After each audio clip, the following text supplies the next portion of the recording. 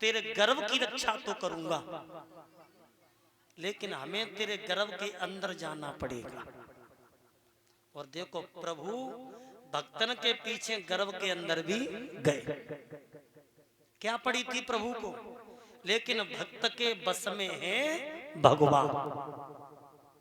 तभी तो कहते हैं, अरे भक्तन ने हमको नाना भांति नचायो, भक्तन ने हमको जिन भक्तन के कारण मैंने बैकुंठ बिसरायो, भक्तन ने हमको नाना भांति। तो भगवान माया रूपी कवच पहन करके और उत्तरा के गर्भ में जब गए हैं तो बाण उत्तरा के गर्भ में उस बच्चे को जला रहा था। तो प्रभु ने चक्र सुदर्शन धारण किया है गर्भ में, और चक्र सुदर्शन धारण करके भगवान ने उस बाण को शांत किया। तो बताया जाता है कि गर्भ में ही बालक ने साक्षात भगवान के दर्शन कर लिए। वो माया रूपी कवच पहन करके प्रभु अंतर ध्यान हो गए गर्भ से निकल करके। तो 9 महीना उत्तरा के गर्भ के जब पूरे हुए तो उत्तरा के गर्भ से एक बालक का जन्म होता है। तो उसी बच्चे का नाम पड़ा है परीक्षित। अब महाराज तुम्हारा जन्म हुआ है परीक्षित महाराज जी हैं, क्या नाम पड़ा? परीक्षित। और एक बात और बता दूं, परीक्षित नाम ही क्यों पड़ा था? जब ये उत्तरा के गर्भ से बालक पैदा हुआ और पैदा होने के बाद ये बच्चा चारों तरफ देखने लगा। और चारों तरफ क्या देखता है कि हमें सबको ही दिखाई दे रहा है, लेकिन जिसने मेरी गर्भ में रक्षा की थी वो रूप हमें दिखाई नहीं दे रहा। तब विद्वानों ने कहा अपर धन इच्छित, ये बच्चा दूसरों की परीक्षा कर रहा है तो इसका नाम होगा परीक्षित। धीरे धीरे परीक्षित आंगन में बड़े होते हैं। और इधर पांडवों को इतनी खुशी है कि हस्तिनापुर में खुशी मनाने लगे पांचों पांडव। लेकिन कन्हैया बोले पांचों पांडवों से कि पांडवों ये खुशी का अवसर नहीं है। अरे तुम इधर तो खुशी मना रहे हो, उधर कुरुक्षेत्र में भीष्म पितामह बाणों की सैया पर है और उनकी अंतिम श्वास चल रही है।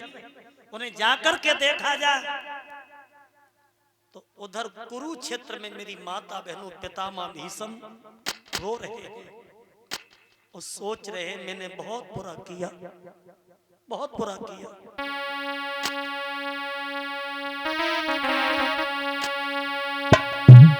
इत सरसैया पे पड़े और पितामह सोच करे भारी। ध्यान देना लोग।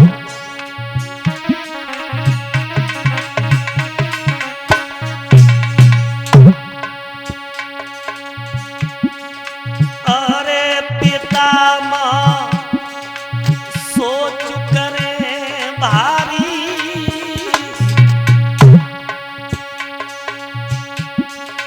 अरे मैंने पक्षपात कर दई, बुद्धि मेरी किनने हमें डाली। पक्षपात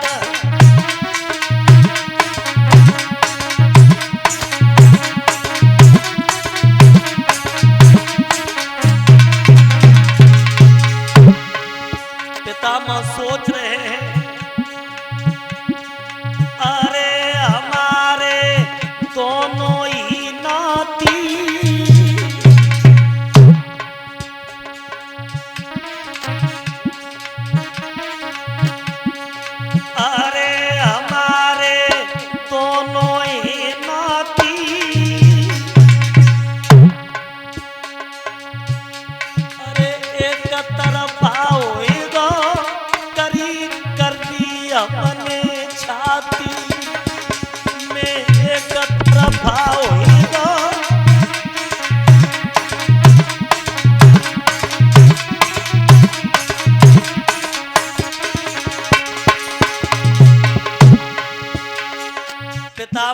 सोच रहे हैं कि मैंने पांडवों के साथ धोखा किया। अरे अर्जुन भी मेरा नाती है, दुर्योधन भी नाती है, लेकिन मैंने एक तरफा होकर के मैंने पांडवों के साथ धोखा किया है।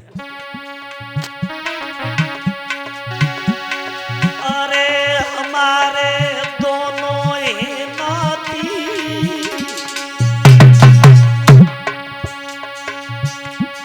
अरे हम एक तरफा हो गए, कर लई करिया छाती।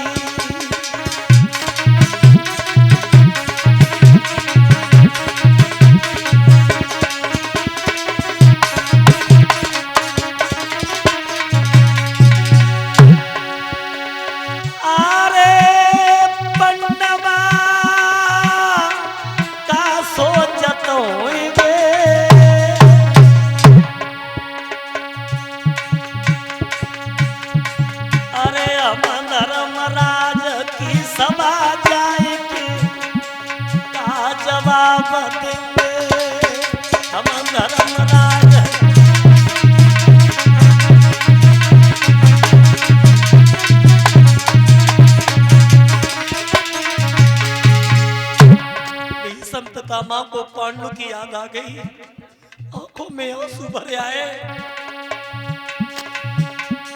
अरे आज मेरो पांडु ललाओ तो,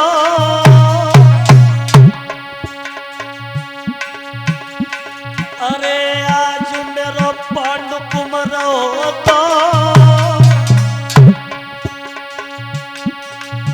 मोई भारी लगी रही प्यास पिवाए, मोई गंगा जल दे तो, मोई भारी लगी रही प्यास।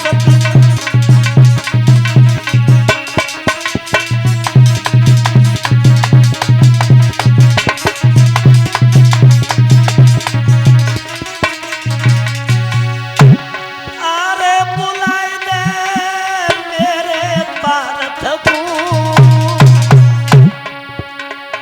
अरे निका तकिया दे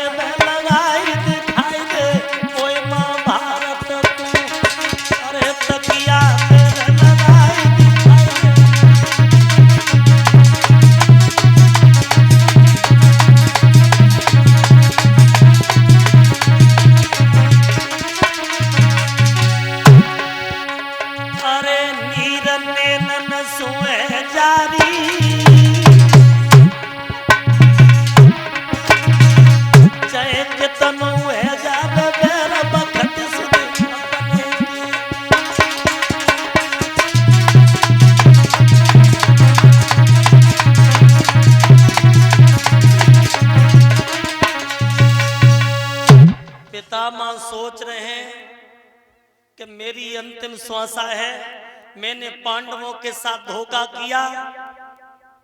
मेरी माता बहनों भाइयों, तब तक कन्हैया और पांचों पांडव द्रौपदी को लेकर के और कुरुक्षेत्र में पितामह के पास पहुंच गए।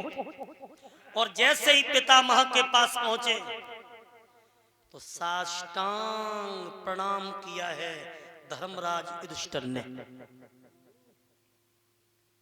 और जब प्रणाम किया तो आज भक्तों आशीर्वाद दिया है पितामह ने और कहा, धर्मराज तुमने बहुत अच्छा किया,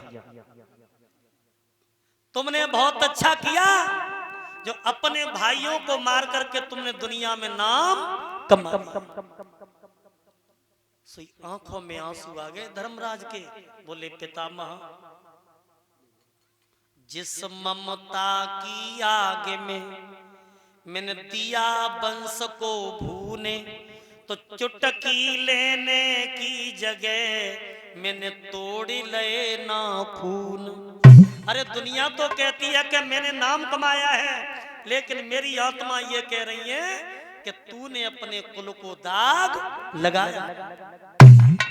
पितामह कहने लगे, बेटा धर्मराज मेरा अंतिम समय है, और जब घर का कोई बुजुर्ग जाता है दुनिया छोड़ करके, तो अपने बच्चे को कोई ऐसी बात बता के जाता है कि बच्चा हमेशा अच्छे रास्ते पर चले। मैं बुजुर्ग हूं, मरते समय बेटा तुम्हें बता के जा रहा हूं कि धर्मराज, धर्म की रक्षा करना, धर्म की रक्षा करना, किसी दीन गरीब को मत सताना। और जब धर्म की बात आई है तो वहां पे द्रौपदी भी खड़ी थी, तो द्रौपदी को हंसी आ गई। और द्रौपदी को जब हंसी आ गई तो मेरी माता बहनों, पितामह भीष्म कहने लगे, पुत्र वधू तुम क्यों हंसी? द्रौपदी चुप रह गई। जब बार बार कहा कि हमारे कुल की वधू हंस रही है और हमारे प्राण जा रहे हैं, तो इसमें कोई ना कोई रहस्य है, कोई ना कोई रहस्य है।